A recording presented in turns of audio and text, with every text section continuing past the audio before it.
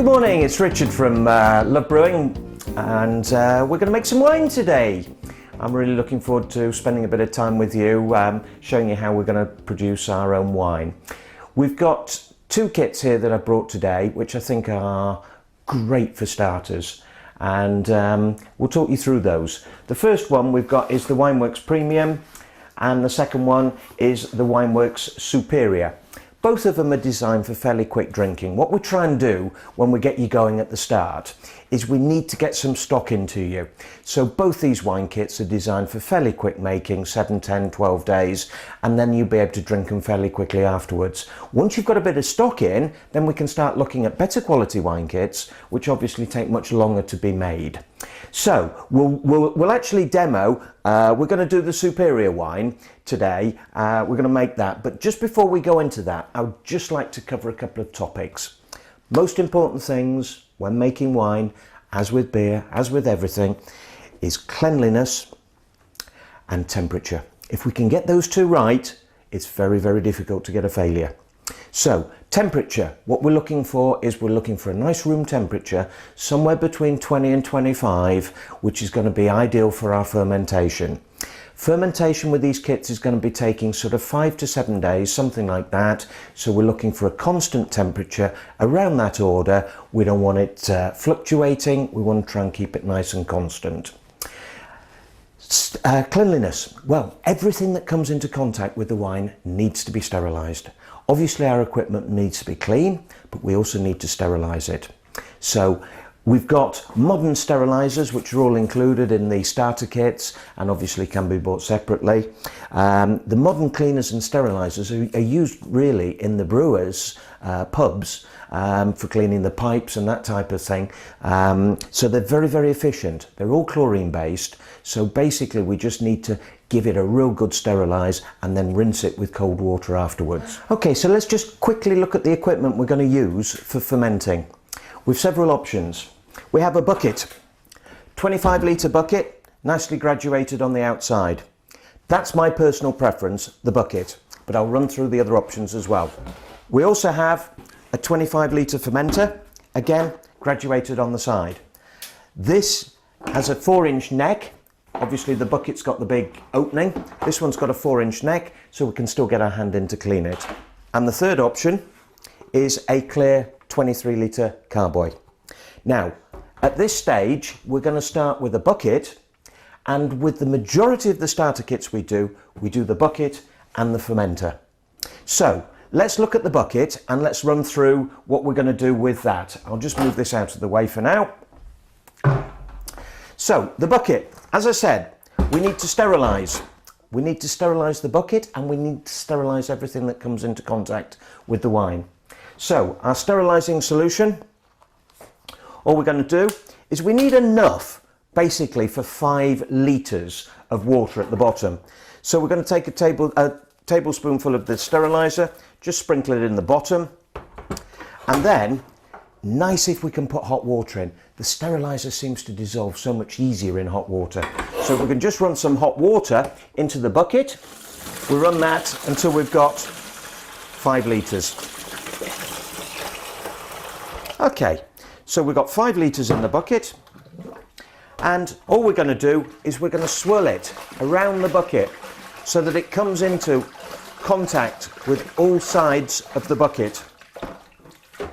And at the same time, we're going to put into the bucket things which we know are going to come into contact with the wine. So, what have we got? We've got a mixing spoon. We've got a hydrometer.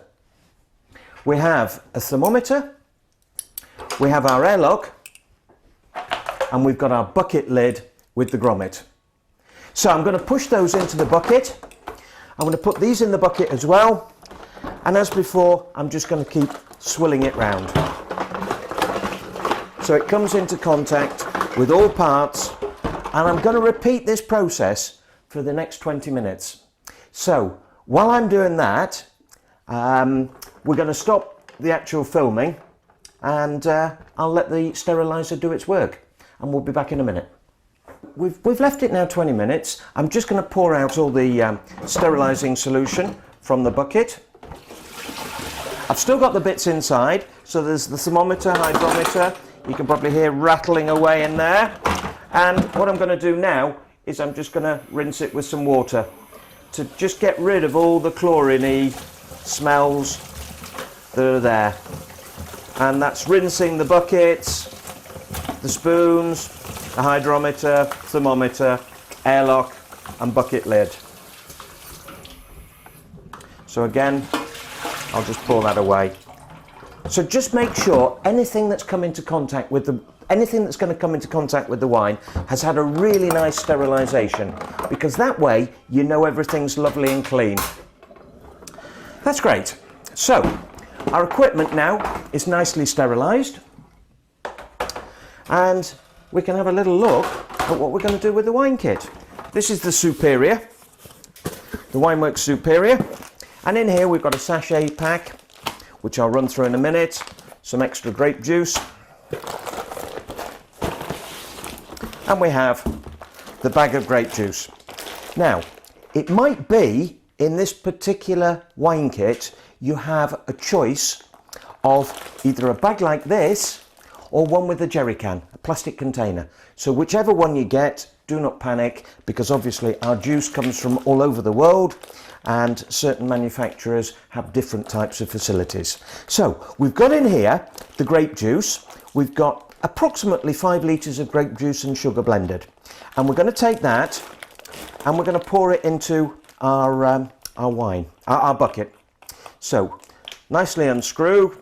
There's a pull rip cord here, which he says releasing nicely, and in she goes. It does actually take a little bit of practice, that. I know I'm sort of like probably made it look very, very easy, but I suppose I'm highly skilled at things like this. I wish. It does actually take a little bit of practice, so have a couple of goes before you actually pull the top off, because you can end up with grape juice all over the place and that looks a bit messy. So what I'm going to do now is I'm just going to add a little bit of hot water to that, because I want to rinse it out and I want to make sure we're not leaving any grape juice behind. So just a nice little rinse. Now with the Superior wine we have a choice. We've got an extra sachet of grape juice. Now you can see that's slightly solidified in certain areas. That's all that is. It's the sugars from the grapes. Do not think it is anything else, because this is absolutely top quality grape juice. This is really, really expensive stuff, and it's why it makes this such a great wine kit. So the choice is, do we want a really dry wine or do we want a sweet wine? If we're wanting a dry wine, when I say really dry, it's sort of medium, anything up to medium, we can add this at the start. If we want a sweet wine, then let's leave this and we'll put it in at the end. But for the purposes of the exercise today, and probably because 75–80% of the people that buy this kit are looking for a dry wine, we're going to put this in at the start. So snip the corner on the sachet and in she goes. And again, as I did with the other bag, I'm just going to put some water in here so that I can get all the last bits out. A little bit of hot water. So you can see, let's just work it, work it, work it. And that's marvellous. So we've now got rid of that sachet. And we've now got to look at what else we're going to put in the wine kit.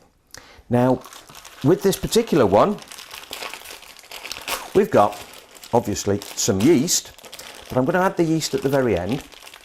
We've also got on the Superior wine a choice of different types of sachets. Some oak chips, some elderflower. We have bentonite. Now some kits will include them and some won't. So please refer to your instructions on the actual kits, because, as I say, some will and some won't. So because you haven't got any oak chips in yours, don't think it's missing. It's because that's the way the kit has been designed. But as a general rule on the Superior, we'll be using a toasted oak on the reds and a lighter oak on the whites. But that's, as I say, that's a general thing. But specifically, let's look at the actual individuals when they come along. So we've added any extra sachets into this. We've added either the oak, the bentonite, or the elderflower, depending on what type of one we're making. And what we're going to do now is we're going to top up with ordinary water, and we're looking for a start temperature of between 20 and 25. So I'm rather fortunate because I suppose having made so many of these, I can just like feel the temperature and I know we're going to be somewhere near. So what I tend to do is I tend to get somewhere in the region of 20 litres in there, and my last 3 litres I will adjust depending on the temperature. With you, especially on your first go, keep your eye on the temperature. Keep mixing it and keep your eye on the temperature. You've got your big spoon, so you can give it a good stir as we're going along. And in your starter kit, you'll have your thermometer. So keep your thermometer and keep looking at that temperature, because it's important we get this right. We're looking for between 20 and 25 as our start temperature.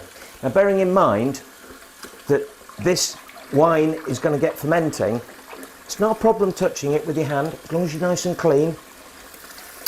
Have a little taste of it as well, because it's absolutely gorgeous. It's got a lovely, lovely taste to it. And we're just going to keep mixing until we get somewhere near the right temperature. So, okay, we're now getting fairly close to the top. We're looking, as I say, for 23 litres on here. And my temperature was just starting to rise a little bit too much.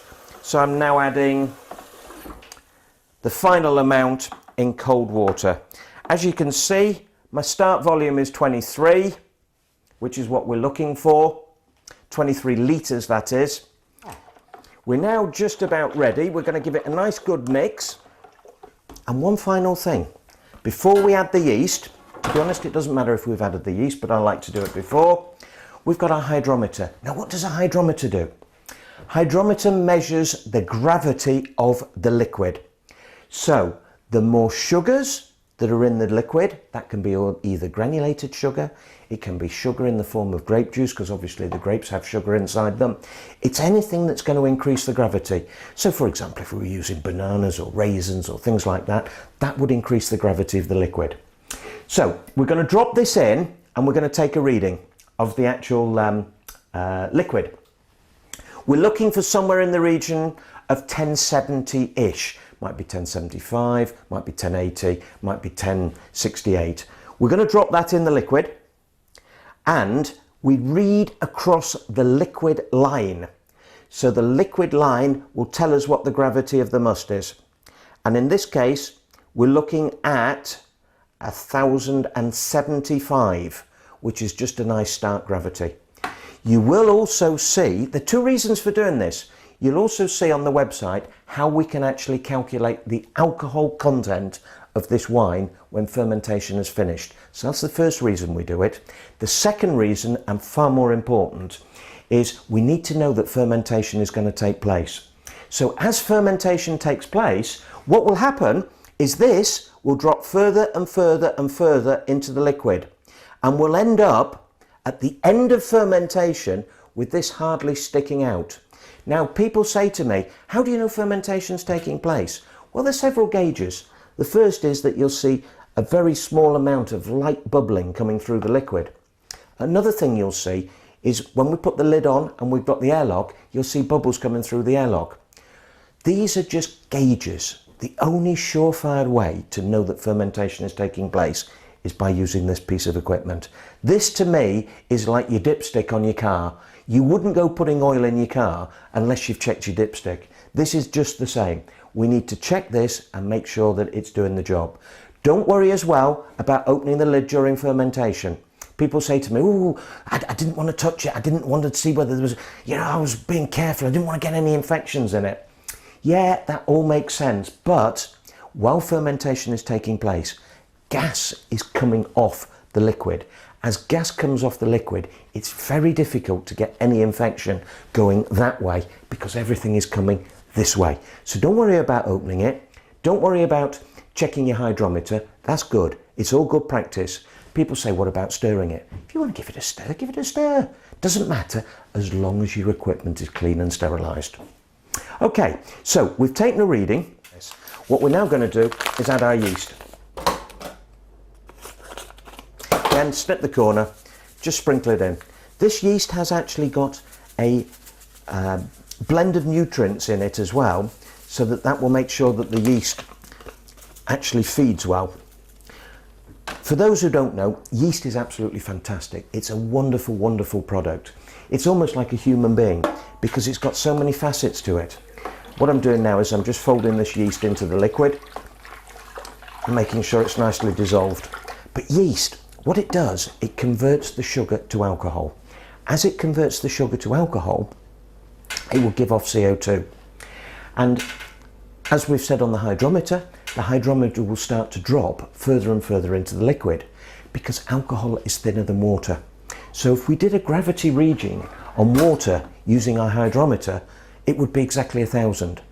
But alcohol that has been distilled or which has been fermented is probably well less than 1,000. So obviously the liquid, as the alcohol is produced, the liquid gets thinner and thinner, and that's why the hydrometer drops. So the yeast, we need to make sure with the yeast that it has a nice steady pattern to it. People say to me, oh, we've got a really good fermentation going today. It's popping away like mad. The airlock's going mental. My view is that's too hot. You're looking for a nice steady popping. Plop, plop, plop, plop, plop, plop. If you're getting more than that, you need to be looking at where you've got your fermentation taking place because it's probably too hot. What we're going to do now is just going to put the lid on.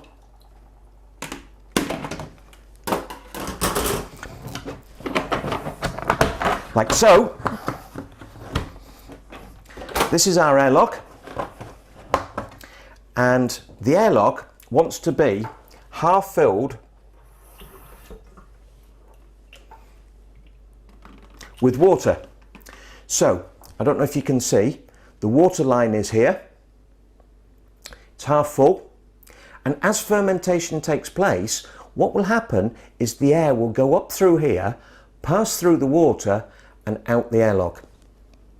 The idea being that nothing can come back into the liquid because obviously the gas is being given off and that goes through. What's the red cap for? Not necessary, you don't have to use it, but the advantage is that if you do actually get quite a vigorous fermentation, then this water will start to squirt and it could well cover your walls. So you don't want that to happen. So it's there really as a preventative measure, and it also stops any flies dropping in. So the airlock will go into position there. As I said to you earlier, remember that the fermentation, when it's taking place, will probably bubble through this airlock. But on certain occasions, the fermentation will actually come through the sides of the lid because it will find its easiest escape route. So it might be that the fermentation's there and no action is taking place on the airlock.